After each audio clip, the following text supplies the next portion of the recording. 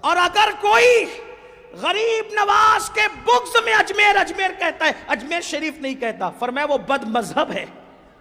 بغض غریب نواز میں اجمیر کہے تو بد مذہب ہے، اور سنی غفلت میں کہیں کم سے کم محروم ہے. اور پھر لکھتے ہیں احسن الویا لآداب الدعاء کا جو ہے وہ اللہ اکبر اس کی جو ہے وہ اس کا حاشیہ لکھتے ہوئے امام المتکلمین مولانا نقی علی خان کی کتاب پر حاشیہ لکھتے ہوئے لکھتے ہیں کہ ہندوستان میں ایک آستانہ ایسا ہے کہ جہاں دعا کرنے والے کو نہیں دیکھا جاتا، ہر ایک کی دعا قبول ہو جاتی ہے. وہ آستانہ سلطان الہند معین ملت والدین سرکار غریب نواز کا آستانہ ہے. سبحان اللہ. یہ لکھا.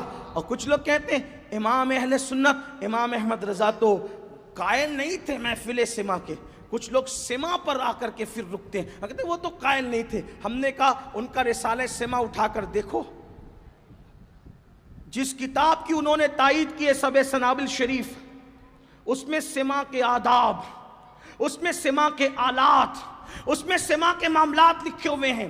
اور اس کے بعد آپ نے بھی فرمایا اہل کے لیے جائز ہے، اہل کے لیے جائز ہے، نا اہل کے لیے جائز نہیں.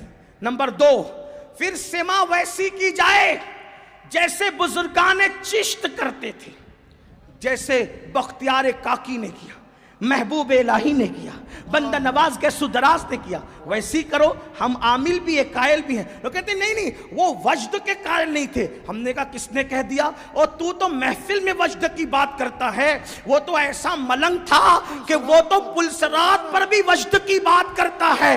کہتے ہیں رضا پل سے اب وجد کرتے گزریے، رضا پل سے اب وجد کرتے گزریے کہ ہے رب سلم صدائے محمد صلی اللہ تعالیٰ علیہ وسلم. انہوں نے کیا بات کی ہے؟ ہم نے ان کو پڑھا نہیں. انہوں نے سائنسی علوم پر کتابیں لکھی، انہوں نے آواز پر علم صوتیات پر کتابیں لکھی، لیکن ان کی عادت یہ تھی جہاں انہوں نے بہت ساری باتیں لکھی بدعقیدوں کے رد میں، وہیں اپنوں کی اصلاح کی بھی کچھ باتیں کی. لیکن بات یہ ہے ہم سنیوں کی عادت کیا بن گئی؟ میٹھا میٹھا ہپ ہپ، کڑوا کڑوا تھو تھو، با مسلمہ اللہ اللہ، با برہمن رام رام. یہ آج لوگوں کی عادت پڑ گئی ہے. کیا ہو گیا ہے معاذ اللہ؟